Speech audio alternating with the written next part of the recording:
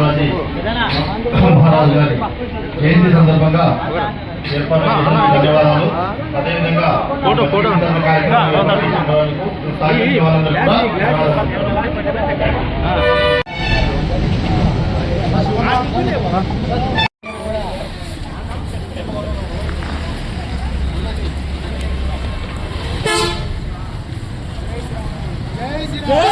जय श्री राम, जय श्री राम, छत्रपति शिवाजी महाराज के, छत्रपति शिवाजी महाराज के, जय श्री राम, जय श्री राम, छत्रपति शिवाजी महाराज के, जय श्री राम, जय श्री राम,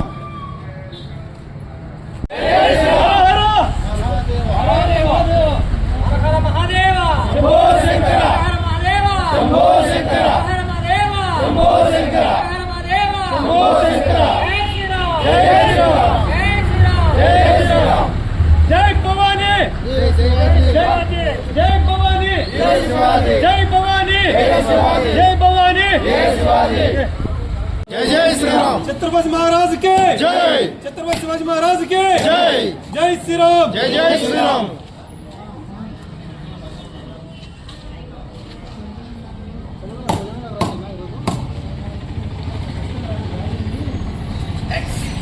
ఛత్రపతి శివాజీ మహారాజ్ యొక్క పుట్టినరోజును మన కొలిమల మండల కేంద్రంలో జరుపుకుంటున్నాము. ఈ కార్యక్రమానికి ముఖ్య అతిథిగా వచ్చినటువంటి శ్రీ మంచినేని రమేష్ బాబు సార్ గారికి ధన్యవాదాలు. అలాగే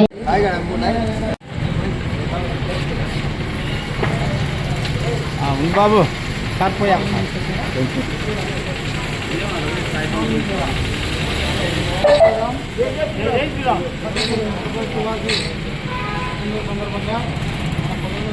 అన్న అది ఎన్ని రోడ్డుకోండి గ్లాసులు అన్ని పక్క పోయి తాగుతుండ్రు చూపించారే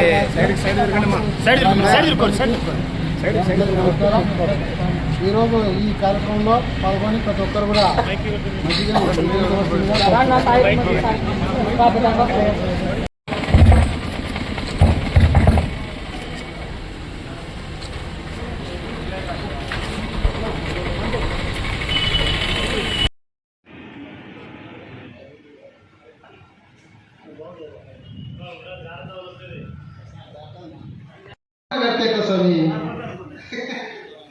నేను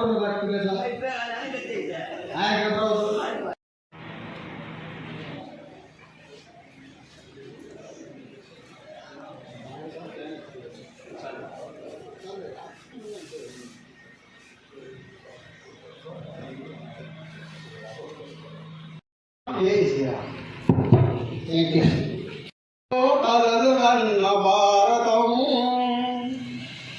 స్వామీజీ వివేకుడు కలలు వన్న భారతం గత వైభవ శిఖరాల అంతుదాక చేరుదాము గత వైభవ శిఖరాల అంతుదాక చేరుదాము ఇక పరాలతో కూడిన జీవనమే మన లక్ష్యం ఇక పరాలతో కూడిన జీవనమే మన లక్ష్యం ఆ లక్ష్యము చేరుదాకా ఆగకుండా సాగుదాం ఆ లక్ష్యము చేరుదాకా ఆగకుండా సాగుదాం ఇనుప కండరాలు సముసు శక్తిని మన్నించగా ఇనుప కండరాలు సముసు శక్తిని మన్నించగా ఉక్కుడరాలే ఉద్యమ స్ఫూర్తి రకాలుగా ఉక్కుడరాలే ఉద్యమ స్ఫూర్తి రకాలుగా విలాసాల మత్తు వదిలి వివేకుని బాట నడుతుదా విలాసాల మత్తు వదిలి వివేకుని బాట నడుసుదా స్వాభిమాన భారతాన్ని జగతిలోన నిలుగుదా స్వాభిమాన భారతాన్ని జగతిలోన నిలుగుదా పంజాలెన్నున్నా మన గమ్యం ఒక్కటేనని పంజాలెన్నున్నా మన ఒక్కటేనని ప్రపంచానికి అందించే సందేశమిదేనని ప్రపంచానికి అందించే సందేశమిదేనని దేవుడెక్కడున్నాడని నలుదిక్కుల శోధించే దేవుడెక్కడున్నాడని నలుదిక్కుల శోధించే దీన దళిత దోషికులను దైవంగా ధర్మించే దీన దళిత దోషికులను దైవంగా ధర్మించే ప్రతి హిందూ సోదరులని సగర్వంగా ప్రకటించి ప్రతి హిందువు సోదరుడని సగర్వంగా ప్రకటించి అనాథుల అజ్ఞానుల కష్టాలను కడతెంచి అనాథుల అజ్ఞానుల కష్టాలను కడతెంచి జగతిలోన భరతమాతనాది దేవతగా నిలిపి జగతిలోన భరతమాతనాది దేవతగా నిలిపి హిందుత్వమే వసుదలోన మార్గధర్మి కావాలని హిందుత్వమే వసుదలోన మార్గధర్మి కావాలని స్వామీజీ వివేకుడు కలలు కన్న భారతం జై శ్రీరామ్ జై శ్రీరామ్ జై శ్రీరామ్ జై జై శ్రీరామ్ జై జై శ్రీరామ్ జై శ్రీరామ్. పరిషత్తు నంద్యాల జిల్లా కార్యదర్శిగా వారి బాధ్యత ఉంది. అందరూ కూడా దయచేసి సెల్ ఫోన్లు సైలెంట్ మోడ్లో పెట్టుకోవాలి. అందరూ కూర్చోవాలి. మోహన్కు పాట ఛాన్స్ అయిపోయింది. కళ్ళు మూసుకొని ధ్యాన స్థితిలో కూర్చోండి. ఒకసారి శ్వాస తీసుకోండి. అందరూ నిదానంగా వదలాలి. ఫోన్లు ఎవరి మధ్యలో వాగవద్దు. మళ్ళీ ఒకసారి శ్వాస తీసుకొని నిదానంగా వదులుదాము. చివరిసారిగా శ్వాస తీసుకొని వదిలేటప్పుడు నేను ఏ దో అంటాను, అప్పుడు ఓంకారం అందరూ చెప్పాలి కలిసి ఒకేసారి. చివరిగా శ్వాస తీసుకున్నాం, అందరూ కలపాలి.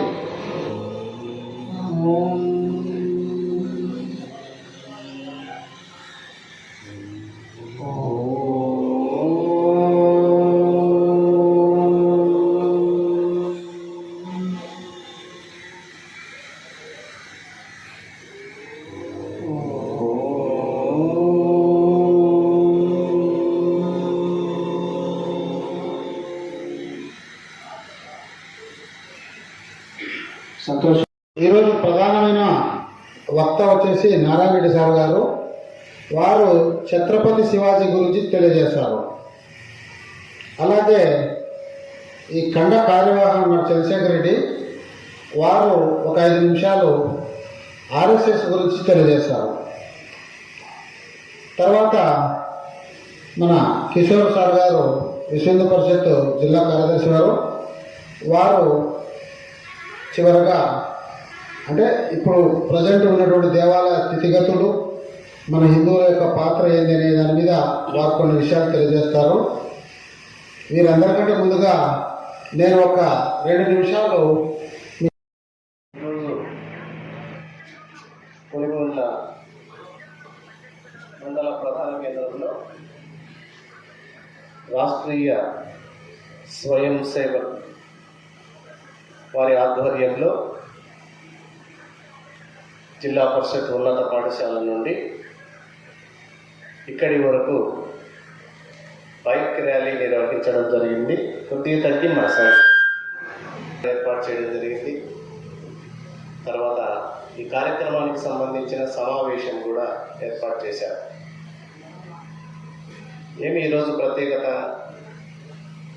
శివాజీ పుట్టిన రోజు. ఎవరు ఈ శివాజీ, ఎందుకు ఆయన పుట్టినరోజు మనం జరుపుకోవాలి, ఆయన వ్యక్తిత్వం ఎలాంటిది, ఆయన గుణగణాలు ఎలాంటివి, ఆయన ఏమన్నా చేశాడా, ఇవన్నీ కూడా కొన్ని విషయాలు మనం తెలుసుకుంటే చాలా బాగుంటుంది. శివాజీరావు భోంస్లే, తర్వాత శివాజీ మహారాజ్ అయ్యాడు, తర్వాత శివాజీ చక్రవర్తి అనే బిరుదు కూడా సంపాదించాడు. వీరిది భారతదేశంలో పూర్వకాలం సామ్రాజ్యాలు,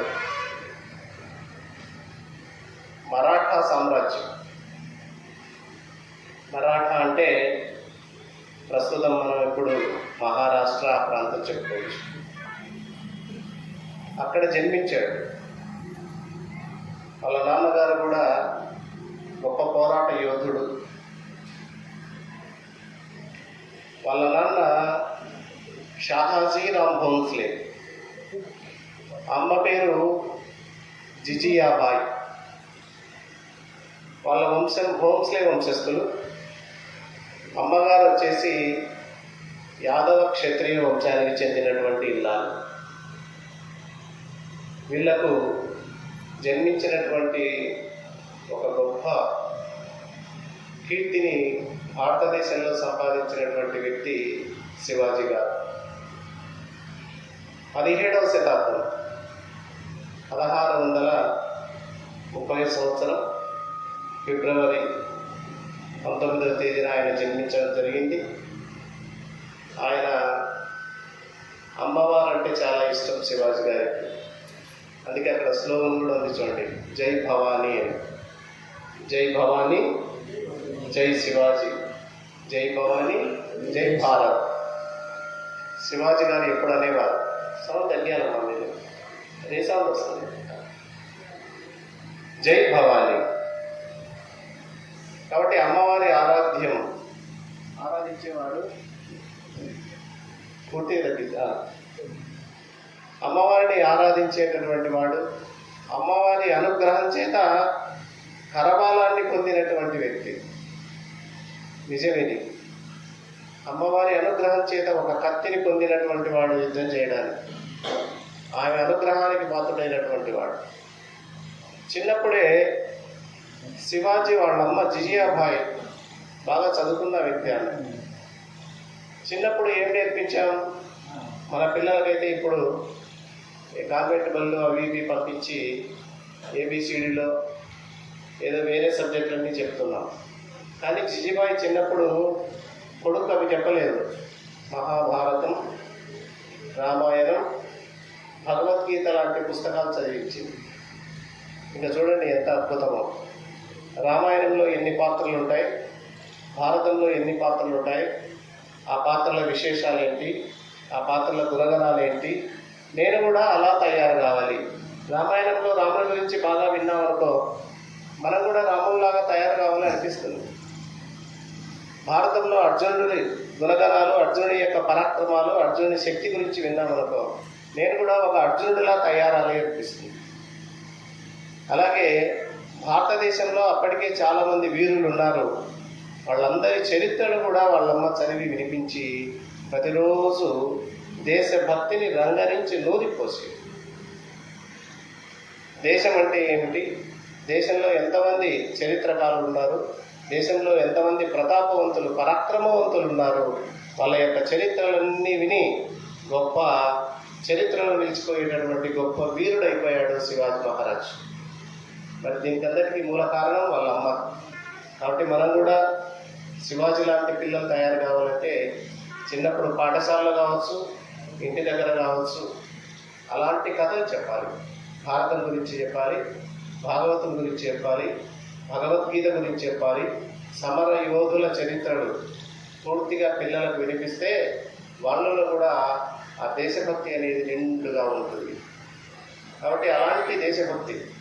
తర్వాత రెండవది, జిజియాబాయి ద్వారా ఆమె నేర్చుకున్నటువంటి సంస్కృతి సాంప్రదాయం, మన హైందవ సిద్ధాంతం గురించి ఆమె నూరిపోస్తుంది. హిందుత్వం అంటే ఏంటి, మన సాంప్రదాయం సనాతన సాంప్రదాయం అంటే ఏమిటి, మన హైందవ సాంప్రదాయం అంటే ఏమిటి, అది ఎప్పటి నుంచి ఆరంభమైంది, ఏ విధంగా పరిణమిల్లుతుంది, మరి ఈ హైందవ సాంప్రదాయానికి మనమేం చేయాలి అనేటటువంటి విషయాలన్నీ నూరిపోయడం వల్లనే ఒక గొప్ప హైందవ వీరుడిగా చరిత్రలో నిలిచి ఈనాడు ఆయన పుట్టినరోజు జరుపుకునేటటువంటి స్థాయికి ఆయన వెళ్ళారు. కాబట్టి మనం కూడా ఆ శివాజీ మహారాజు స్ఫూర్తితో ఆయన అడుగుజాడల్లో నడుస్తూ ఆయన చేసింది ముఖ్యంగా మూడే మూడు. ఒకటి హైందవ సంస్కృతిని పరిరక్షించాడు, రెండవది దేశ సేవ చేశాడు, మూడవది ఇతరుల పరాయి పాలనను పూర్తిగా అంతమొందించాలనే భావన. ఈ మూడు ఉద్దేశాలతో ఆయన పనిచేశాడు. హైందవ సంస్కృతిని వ్యాప్తి చేశాడు, మన దేశం మీద భక్తితో దేశం కోసం పోరాడాడు, మూడవది మన దేశంలో మనమే పరిపాలించుకోవాలి, వేరే దేశాల వాళ్ళు కానీ వేరే వాళ్ళ పరాయి పాలన మన వద్దు అనేటటువంటి బానిసత్వం వద్దు అని కొట్లాడినటువంటి ధీరుడు శివాజీ మహారాజు. ఆ రోజుల్లో బీజాపూర్ సుల్తాన్లు ఉండేవాళ్ళు, వాళ్ళదే సామ్రాజ్యం. దానికి తోడు మొఘల్ సామ్రాజ్యం ఆ రోజుల్లో. వాళ్ళు మన దేశస్తులు కాదు, ఎక్కడ ఇతర దేశాల నుంచి వచ్చినటువంటి వాడు. అరబ్, పార్సీ దేశాలు,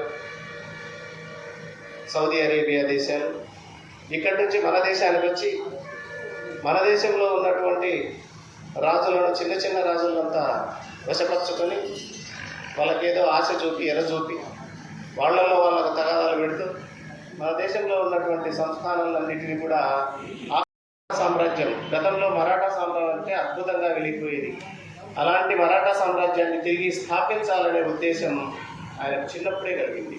చిన్నప్పుడు అంటే మరి 10 సంవత్సరాల వయసులోనే నేను పెద్ద అయిన తర్వాత ఖచ్చితంగా మాది మరాఠా సామ్రాజ్యం, మాది మరాఠా దేశం, మా మరాఠా సామ్రాజ్యాన్ని మేము ఖచ్చితంగా నెలకొల్పుకోవాలి అనేటటువంటి భావన కేవలం చిన్న వయసులోనే ఆయన కలిగింది. అందుకే ఆయన మొట్టమొదటి యుద్ధం ఎప్పుడు చేశాడు తెలుసా? 17 సంవత్సరాల వయసులోనే. శివాజీకి వయసు 17 సంవత్సరాలు, అప్పుడే నిత్య నూతన యవ్వనంలో అడుగుపెట్టినటువంటి వయసు. అలాంటి వయసులో కొంతమందిని శిక్షకులను తయారు చేసుకొని నా మరాఠా సామ్రాజ్యాన్ని నేను స్థాపించాలి అని చెప్పి ఇక కోటల మీద దాడి చేయడం మొదలుపెట్టాడు. ఆ రోజుల్లో కోటలు ఉన్నాయి, ఇప్పటికి కూడా అప్పుడప్పుడు కోటలు కనపడుతుంటాయి పల్లెటూళ్ళలో, ప్రతి ఊర్లో కూడా ఉంటాయి బహుశా. కాబట్టి ప్రతాప్గఢ్ కోట అని మొట్టమొదట ఆ ప్రతాప్గఢ్ కోటను ఆక్రమించడానికి ప్రయత్నించాడు. ఆయన దగ్గర కొంత సైన్యాన్ని ఏర్పాటు చేసుకున్నాడు. ఈ సైన్యంతో అంటే బీజాపూర్ సుల్తానుల దగ్గర సైన్యం ఉన్నది, మరి వాళ్ళ దగ్గర వేల సైన్యం ఉన్నా సరే వందల సైన్యంతో కూడా ఎదిరించి పోరాడి ఆ కోటలను స్వాధీనం చేసుకున్నటువంటి గొప్ప వీరుడు మన శివాజీ గారు. తర్వాత ఆయన యొక్క శక్తి అందరికీ తెలిసింది, బీజాపూర్ సుల్తాన్లకు తెలిసింది. తెలిసిన తర్వాత అఫ్జల్ ఖాన్ అని ఒక సైనికాధికారిని పంపించారు. ఎవరి దగ్గర పంపించారు? ఎలాగైనా సరే శివాజీని ఓడించడమా, శివాజీని బంధించడమా, శివాజీని చంపడమా, మీరు వారితో సంధి చేసుకుంటారా, ఎలా చేసుకున్నా కూడా మట్టు పెట్టండి అని ఆజ్ఞాపించాడు సుల్తాన్. వాడు అఫ్జల్ ఖాన్ ఆలోచించాడు, ధైర్యంగా శివాజీతో పోరాడడానికి మనకు శక్తి లేదు, మోసం చేయాలి, చంపాలి అని చెప్పి రహస్యంగా మన ఇద్దరి మధ్య సంధి కోసం రా, మీ మరాఠా సామ్రాజ్యాన్ని మీకు ఇవ్వమని మా సుల్తాన్ ఆదేశం, రండి అని చెప్పి రహస్యంగా ఒక చోట ఏర్పాటు చేసుకున్నాడు. శివాజీ ఏమనుకున్నాడు? సంధి చేసుకుంటున్నారు, భయపడ్డారు, నా సామ్రాజ్యం నాకు దక్కుతుంది కదా అని పాపం ఒంటరిగానే వెళ్ళాడు. అయితే వెళ్ళేటప్పుడు చిన్న అనుమానం వచ్చింది, వాళ్ళు ఒంటరిగా వస్తే నేను ఒంటరిగా వెళ్ళాలనుకున్నారు. అది సందేశం పంపించాడు. బీజాపూర్ సుల్తాన్ పంపించిన అఫ్జల్ ఖాన్ ఒంటరిగా వచ్చాడు, శివాజీ కూడా ఒంటరిగా వెళ్ళాడు. అయితే వాడు పెద్ద కత్తి తీసుకొని పెట్టుకున్నాడు. ఎవడు? ఆ అఫ్జల్ ఖాన్ అనేవాడు. మన శివాజీ దగ్గర ఒక చురకత్తి, చిన్నది చేతి కత్తి మాత్రది, అతను కూడా పెట్టుకొని పోయాడు. సమావేశం మాట్లాడుతూ ఉండగా కత్తి తీసి శివాజీని చంపడానికి ప్రయత్నం చేశాడు. వాడు తప్పించుకున్నాడు. శివాజీ తప్పించుకొని ఇద్దరికి మధ్య ద్వంద్వ యుద్ధం జరిగింది. హోరాహోరీగా ఇద్దరు కొట్లాడారు. లాస్ట్గా అఫ్జల్ ఖాన్ భయపడి ఇక నన్ను శివాజీ చంపుతాడని చెప్పి భయపడి పారిపోయే పరిస్థితుల్లో వాడిని చేయబట్టుకొని బంధించి పొట్టలో పొడిచి చంపేస్తాడు. అఫ్జల్ ఖాన్ చంపుతాడు. అంటే నన్ను సంధి చేసుకుందామని సమావేశం రహస్యంగా పెట్టి నన్ను పిలిపించి మోసంతో చంపాలని చూస్తారా, ఇది మీకు హెచ్చరిక అని మళ్ళీ బీజాపూర్ సుల్తాన్ ఒక సందేశాన్ని పంపించాడు.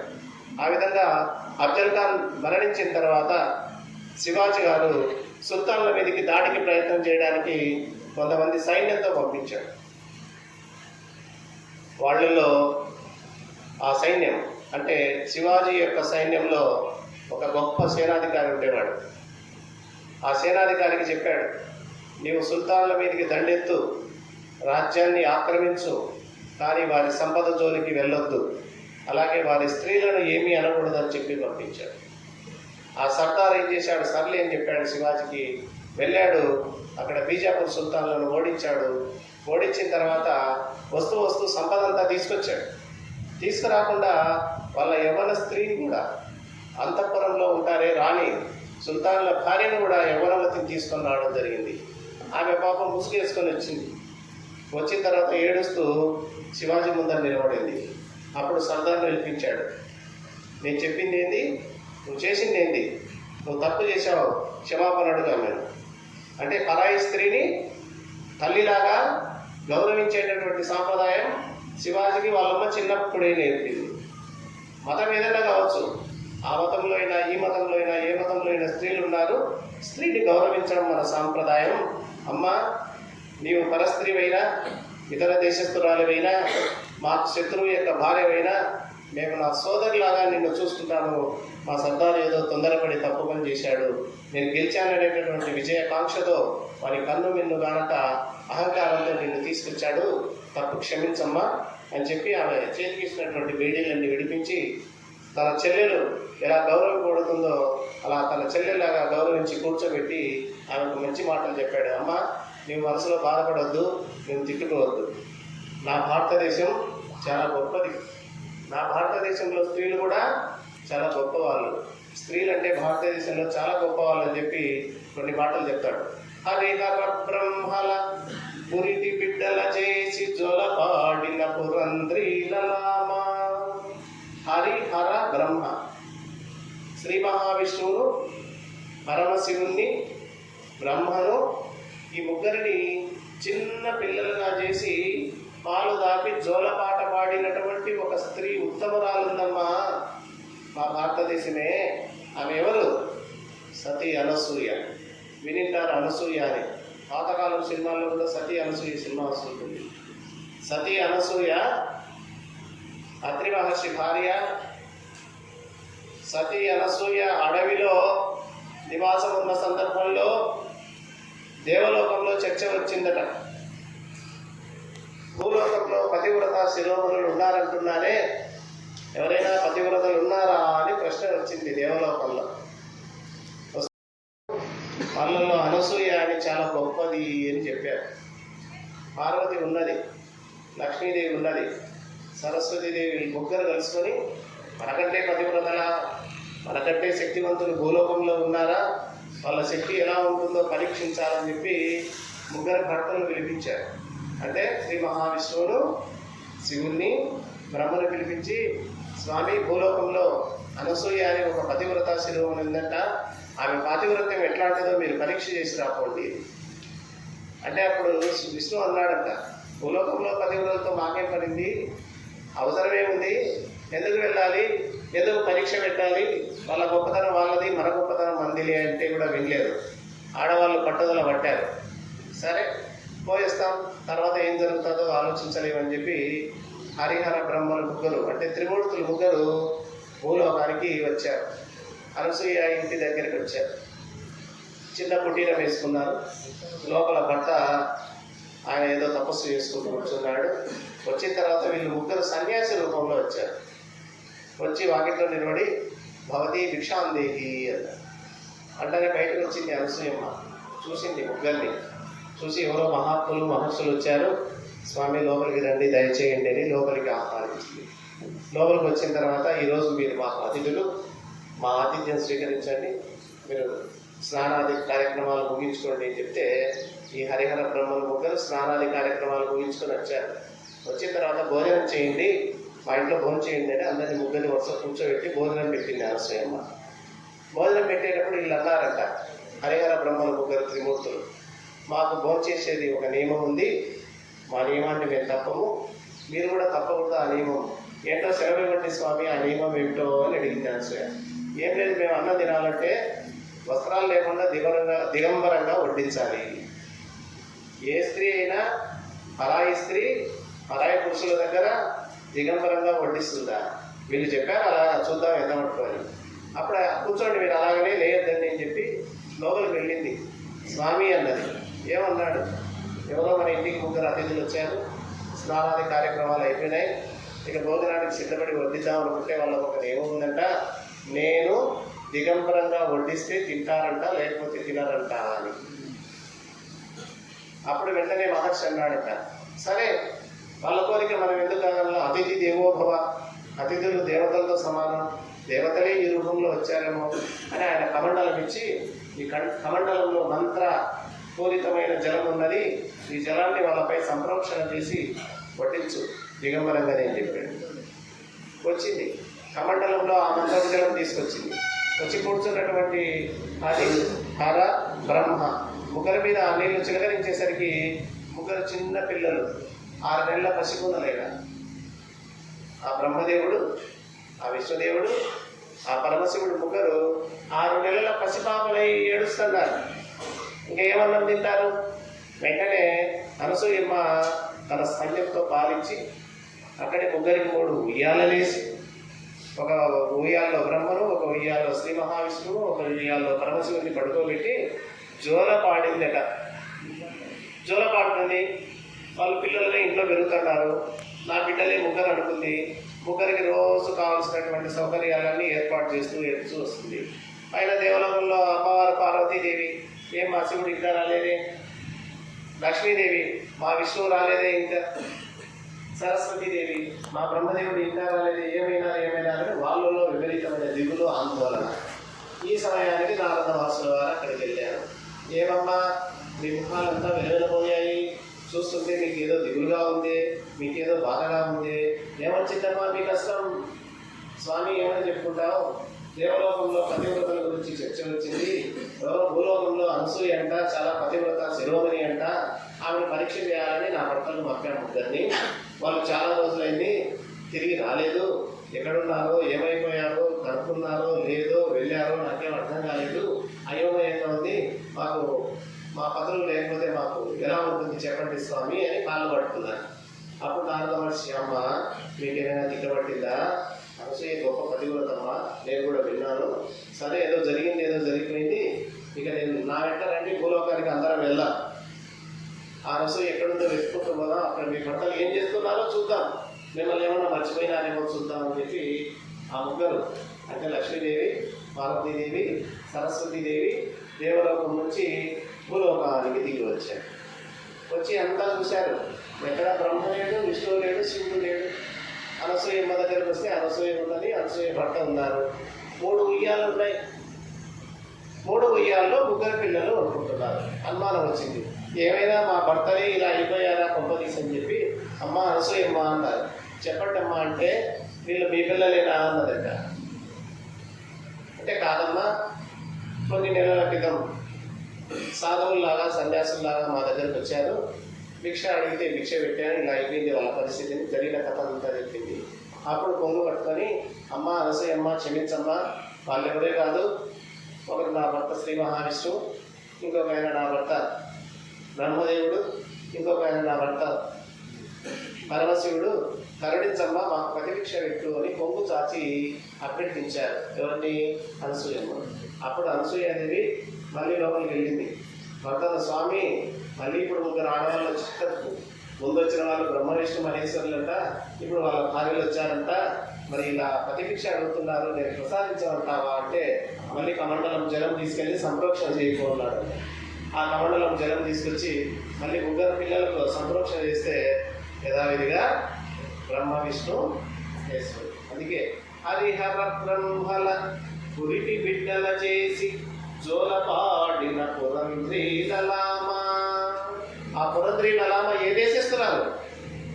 మన భారతదేశస్తున్నారమ్మా. మీరు కూడా భారతదేశస్తులే. అంత పతివ్రతలు పుట్టినటువంటి ఈ గడ్డ మీద నీకు అన్యాయం జరిగితే చూస్తూ ఊరుకంటానా? నేను ఊరుకండను. అంతేకాదు చాలా మంది ఉన్నారంట. ఇంకొక పతివ్రత యమధర్మరాజు పాశమును అటలించి పతిభిక్షలున్న పావన చరిత్ర. యమధర్మరాజుని ఎదిరించి భర్త యొక్క ప్రాణాన్ని రక్షించుకున్నటువంటి పతివ్రత కూడా ఇంకొక ఆమె ఉన్నది. మీకు తెలుసు ఆమె పేరు ఎవరు?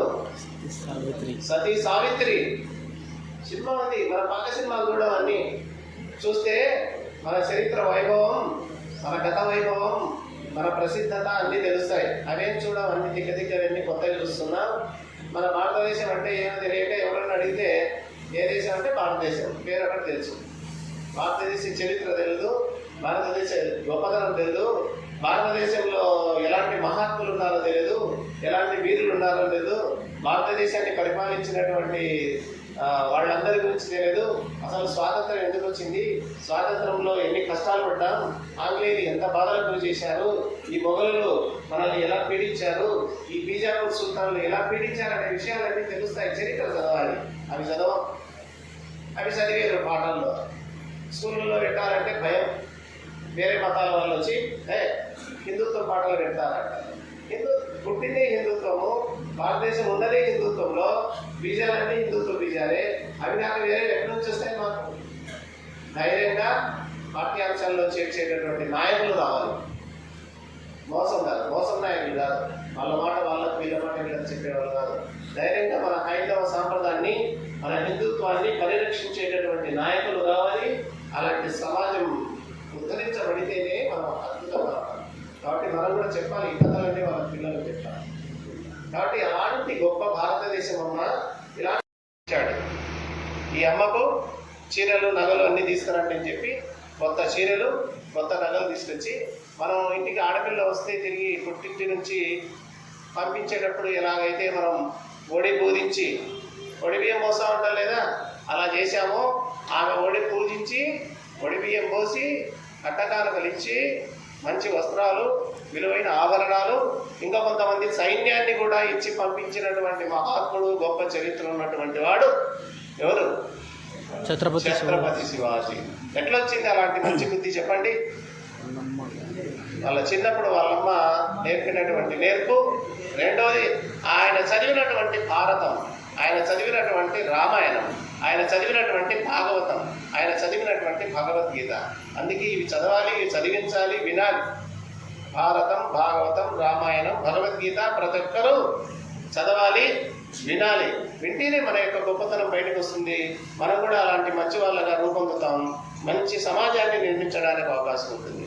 అలాంటి శివాజీ మహారాజు దాదాపు ఆయన 50 సంవత్సరాలు జీవించిన 300 కోటలను ఆక్రమించాడు. బీజాపూర్ సుల్తానులు, మొఘలు సామ్రాజ్యం, ఔరంగజేబ్ పరిపాలన కూడా. ఔరంగజేబు శివాజీ పేరు చెప్తే గడగడగడ వణికిపోయినాడట. ఎందుకంటే ఒకసారి ఔరంగజేబు 10,000 మంది పర్షియా దేశం నుంచి, అరబ్ దేశం నుంచి బాగా శిక్షణ ఉండి యుద్ధంలో నైపుణ్యం ఉన్నటువంటి 10,000 మందిని యుద్ధానికి పంపించాడు. శివాజీ దగ్గర ఉన్నటువంటి సైన్యం కేవలం 4,000, 5,000 అంతే. వాళ్ళు పెద్ద ట్రైనింగ్ తీసుకున్న వాళ్ళు, శిక్షణ పొందినటువంటి వాళ్ళు. ఎలా 10,000 మందిని జయిస్తారో చూద్దామని ఔరంగజేబు పంపిస్తే శివాజీ కేవలం 4,000 మంది సైనికులతో. శివాజీ దగ్గర ట్రైనింగ్ పొందినటువంటి వాళ్ళు ఎలాంటి వాళ్ళు? గెరిల్లా యుద్ధం, గొరిల్లాలు అంటే అడవుల్లో సైతం యుద్ధం చేసి, అడవిలో వచ్చేటటువంటి క్రూర మృగాలతో కూడా యుద్ధం చేసి శిక్షణ ఇచ్చినాడు శివాజీ వాళ్ళ. అలాంటి ట్రైనింగ్ ఇచ్చి అందరితో గడగడ వచ్చేసరికి ఔరంగజేబు వెన్నులో వణుకు పుట్టింది. భయపడ్డాడు. భయపడి మొత్తం సైన్యానికి, లక్షల మంది సైన్యాన్ని రప్పించాడు. ఏదో ఒక విధంగా శివాజీని బంధించాలి, చంపాలి అని. ఒక కోట దాటికి పోయాడు. కోట చాలా పెద్దగా ఉంది, ఎక్కిపోవడానికి వీలు కాలేదు. ఆలోచన వచ్చింది. కింద ఒక పెద్ద ఉడుమును పట్టుకొని ఉడుముతో ఒక తాడు కట్టి ఉడుమును పైకి విసిరేశారు. కొండ మీద విసిరేస్తే అది పైన అతుక్కుంటుంది, ఖర్చుకుంటుంది. అందుకే పట్టు ఎలాంటి పట్టు అది అంటారు తెలుసా? అబ్బాయి ఉడుము పట్టు పడతారు అన్నట్టు. అంటే ఉడుము ఒకసారి గట్టిగా పట్టుకుందనుకో ఇంకా ఊడి రాదు. ఆ తోకకున్నటువంటి తాడు ద్వారా పైకెక్కి ఆ కోటను వశపరుచుకున్నటువంటి ప్రయోగం చేసినటువంటి గొప్పవాడు మన శివాజీ గారు. ఉడుములతోనే కోటగోడలు ఎక్కి ఆ కోటలను ఆక్రమించారు. ఇలా 300 కోటలను ఆక్రమించుకున్నారు. ఒకసారి బంధించేశారు శివాజీని. శివాజీ కొడుకును శంభోజిని కూడా ఇద్దరిని బంధిస్తారు. బంధించినప్పుడు ఆ రాజ్యంలో నుంచి బయటికి ఎవరు వెళ్తున్నారో అలా వెళ్ళాలనుకొని ప్రతిరోజు పూలు తీసుకువెళ్ళేవారట. పూల దుంపలు తీసుకుపోతుంటే శివాజీ వాళ్ళని పిలిపించాడు. వాడిని కొట్టాడు పూలం పెట్టండి. వారి వేషం వీడేసుకున్నాడు. పూల దుంపలో పూల బదులు కొడుకుని ఎక్కించుకున్నాడు.